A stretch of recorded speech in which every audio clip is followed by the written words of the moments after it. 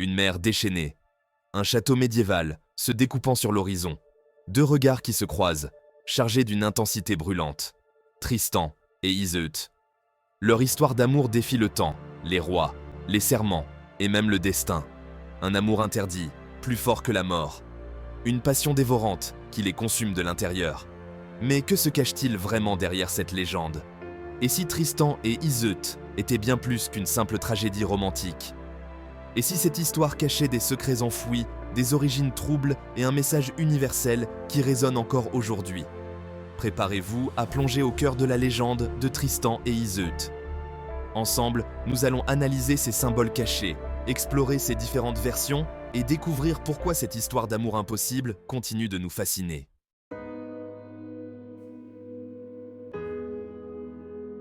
L'histoire de Tristan et Iseut est l'une des plus célèbres du Moyen-Âge. Mais ses racines plongent dans un passé bien plus ancien. L'influence celtique. Le mythe puiserait ses origines dans des légendes celtiques transmises oralement dès le Vieux siècle. Les bardes chantaient les amours impossibles, les destins tragiques et la magie qui se cachait dans les forêts. La version française, des écrivains médiévaux tels que Chrétien de Troyes ont transformé la légende en un roman courtois, influençant ainsi la littérature européenne. Des parallèles grecs. Certains comparent l'histoire à celle de Pyrame et Thisbé, ou d'Héro et Léandre, tandis que d'autres y voient des liens avec les mythes nordiques. Alors, quelle est la véritable version?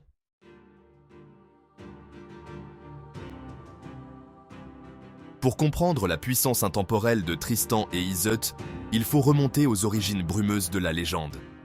Bien avant les romans courtois et les opéras grandioses, l'histoire circulait sous forme de chants et de récits, transmis de génération en génération. Ces fragments d'histoire, nourris de la tradition orale, prenaient racine dans un monde où la magie imprégnait la réalité. Un monde de forêts enchantées, de druides mystérieux et de guerriers celtiques affrontant des destins tragiques.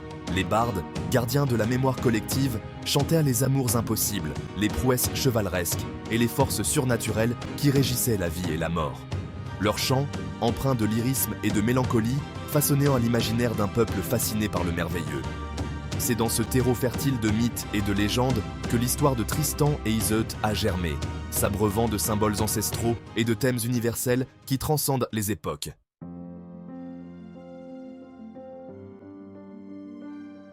L'influence celtique sur la légende de Tristan et Iseut est indéniable.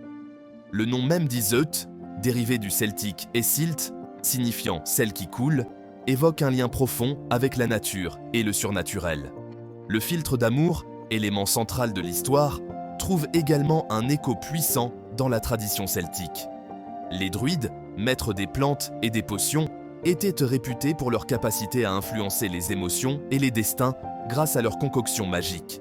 Le filtre d'amour, symbole d'une passion irrésistible et destructrice, incarne la dualité de l'amour, à la fois source de joie et de souffrance, de vie et de mort.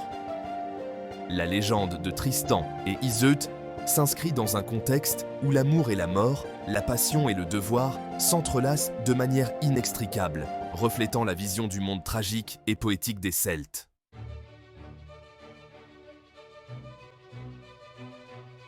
Au XIIe siècle, l'histoire de Tristan et Iseut connaît un regain de popularité grâce aux troubadours et aux trouvères, poètes et musiciens itinérants qui sillonnent les cours d'Europe.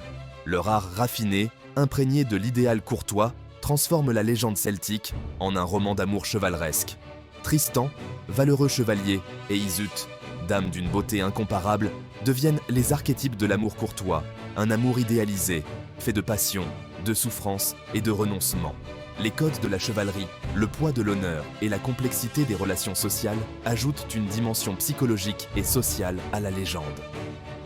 L'amour de Tristan et Iseut, pris au piège des conventions sociales et des jeux de pouvoir, devient un symbole de la lutte éternelle entre l'individu et la société, le désir et le devoir.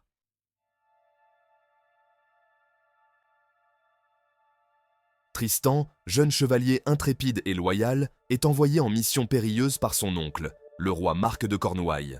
Sa quête, retrouver Iseut la Blonde, princesse d'Irlande, promise en mariage au roi afin de sceller la paix entre les deux royaumes.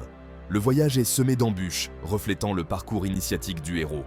Tristan affronte des tempêtes déchaînées, des créatures marines monstrueuses, symboles des dangers qui guettent ceux qui osent braver l'inconnu. Arrivé en Irlande, Tristan, déguisé afin de dissimuler sa véritable identité, se distingue par ses prouesses guerrières. Il triomphe d'un terrible dragon qui menaçait le royaume, gagnant ainsi l'admiration et la reconnaissance de tous, y compris d'Iseut. Un regard suffit. Au milieu de la cour, leurs destins s'entremêlent. Une attirance irrésistible naît entre le chevalier et la princesse, prémisse d'une passion interdite qui les consumera.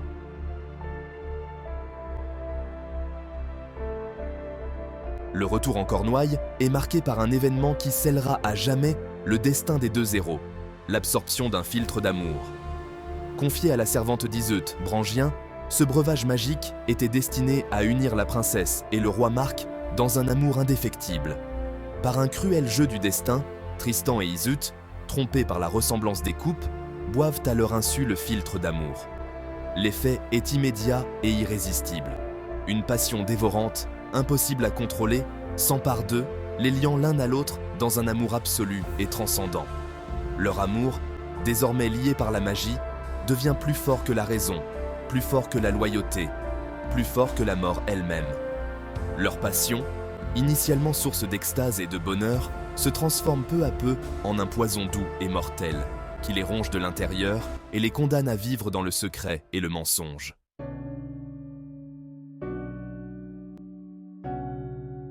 De retour à la cour de Cornouailles, Tristan et Iseut sont prisonniers de leur amour interdit. Ils se cherchent, se trouvent, se déchirent, dans un ballet douloureux et passionné. Chaque rencontre est un supplice, chaque séparation un crève-cœur. Le roi Marc, aveuglé par son amour pour Iseut, se doute de la trahison. Des rumeurs naissent, alimentées par la jalousie et la rancœur. Tristan, déchiré entre son amour pour Iseut et sa loyauté envers son roi et ami, s'enfonce dans le désespoir. Trahis, condamnés par la cour, Tristan et Iseut s'enfuient et se réfugient dans la forêt enchantée de Morois. Leurs amours clandestines, loin du monde et de ses conventions, ne durent qu'un instant. Le destin, impitoyable, finit par les rattraper. Tristan, mortellement blessé lors d'un combat, appelle Iseut auprès de lui.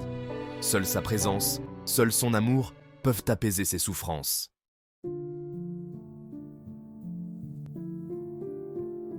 Pourquoi l'histoire de Tristan et Iseut, malgré son issue tragique, continue-t-elle de nous émouvoir et de nous fasciner?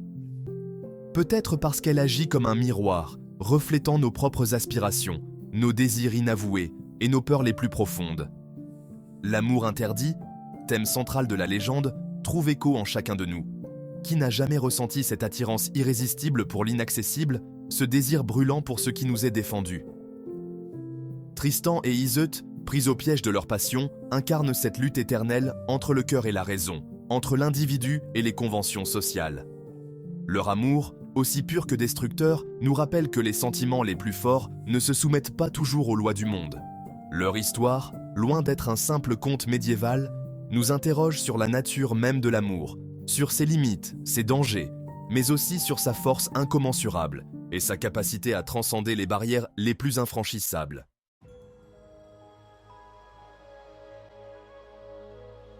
La légende de Tristan et Iseut est imprégnée d'un profond sentiment de fatalité. Dès l'instant où leurs regards se croisent, le destin semble se mettre en marche, tissant sa toile implacable autour des amants maudits. Le philtre d'amour, catalyseur de leur passion, apparaît comme un instrument du destin, un élément extérieur qui scelle leur amour dans une étreinte aussi enivrante que destructrice. Les tentatives de Tristan et Iseut pour échapper à leur destin, pour se construire un avenir ensemble, se heurtent à la cruauté du sort. Leur amour, condamné dès le départ, ne peut s'épanouir que dans la clandestinité et la souffrance. Leur mort, tragique et inévitable, apparaît comme le seul dénouement possible à leur histoire, la seule issue pour un amour trop puissant, trop pur, pour exister dans le monde des hommes.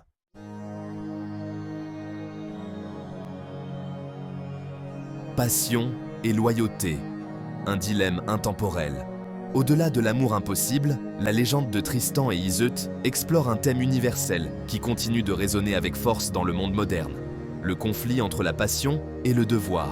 Tristan, chevalier lié par un serment d'allégeance à son roi, se retrouve pris au piège de ses obligations, son amour pour Iseut, aussi puissant soit-il, ne peut justifier une trahison envers son suzerain.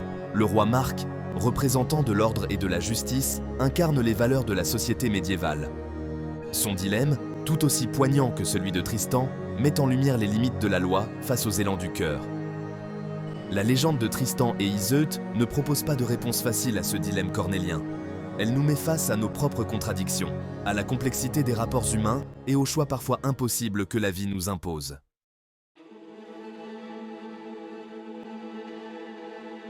L'héritage artistique.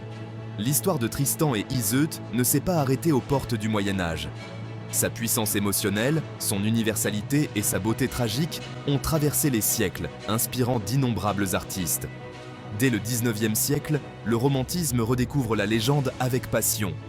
Richard Wagner, figure majeure de l'opéra allemand, élève l'amour impossible de Tristan et Iseut au rang de mythe musical. Son œuvre monumentale, Tristan un Isolde, créée en 1865, est considérée comme un sommet du drame lyrique. La musique de Wagner, à la fois sensuelle et déchirante, traduit avec une intensité bouleversante la passion dévorante des amants, leur souffrance et leur inexorable destin. L'opéra, véritable chef-d'œuvre du répertoire romantique, contribue à populariser la légende auprès d'un large public. Au-delà de l'opéra, la légende de Tristan et Iseut inspire peintres, sculpteurs, poètes et écrivains. De John William Waterhouse à Edwin Arlington Robinson, des pré-raphaélites aux symbolistes, les artistes s'emparaient du mythe, le réinterprétant à travers le prisme de leur sensibilité et de leur époque.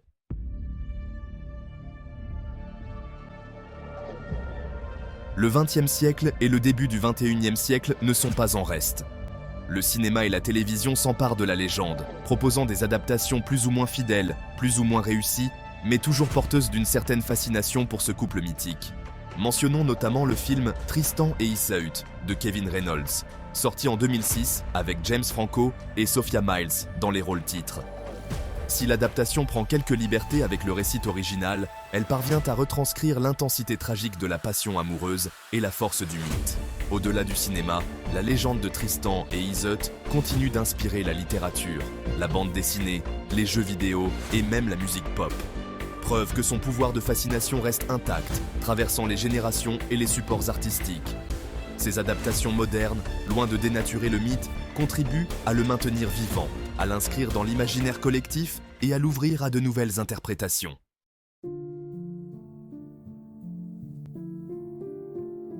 Pourquoi, après tant de siècles, la légende de Tristan et Iseut continue-t-elle de nous toucher et de nous hanter ? Sans doute parce qu'elle aborde des thèmes universels qui transcendent les époques et les cultures. L'amour impossible, la force du destin, le conflit entre la passion et le devoir, la quête du bonheur et le poids du sacrifice. Autant de sujets qui résonnent encore aujourd'hui avec force dans nos vies et nos aspirations. La légende de Tristan et Iseut nous rappelle que l'amour, aussi beau et enivrant soit-il, peut être porteur de souffrance et de destruction. Elle nous conforte dans l'idée que nos choix, même les plus difficiles, forgent notre destin. En définitive, la légende de Tristan et Iseut nous offre un miroir dans lequel nous pouvons contempler nos propres contradictions, nos aspirations et nos peurs.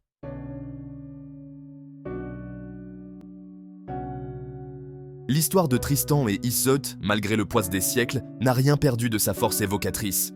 Ce récit intemporel continue de nous hanter, de nous questionner, de nous bouleverser. Comment expliquer cet écho éternel qui résonne à travers les générations ? Peut-être parce que l'amour impossible, la fatalité et le conflit entre passion et devoir sont des thèmes profondément ancrés dans la psyché humaine. Tristan et Iseut incarnent ces dilemmes universels auxquels nous sommes tous confrontés un jour ou l'autre. Leur amour, aussi pur que destructeur, nous rappelle que les sentiments les plus forts ne se plient pas toujours aux conventions sociales. Leur destin tragique nous confronte à la puissance du hasard et à l'implacabilité du temps qui passe. Tristan et Iseut, c'est l'histoire d'une passion qui défie la mort, d'un amour qui transcende les frontières, d'un mythe qui continue de nous fasciner par sa beauté tragique et sa profondeur psychologique.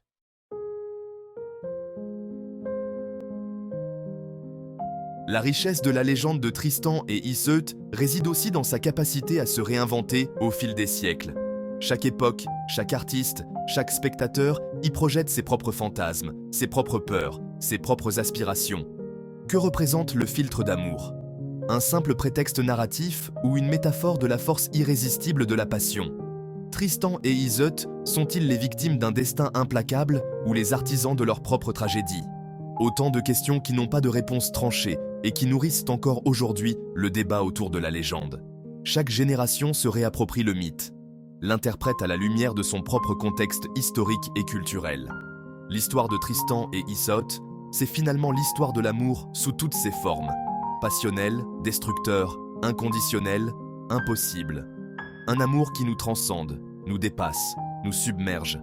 Un amour qui, malgré les siècles et les frontières, continue de nous faire rêver, souffrir et espérer. Merci de nous avoir accompagnés dans ce voyage à travers la légende intemporelle de Tristan et Iseult. Si vous avez apprécié cette vidéo, n'hésitez pas à liker, vous abonner et la partager avec ceux qui pourraient apprécier la beauté et la profondeur de ce récit ancestral. Restez connectés pour d'autres explorations des mythes et légendes qui façonnent notre monde.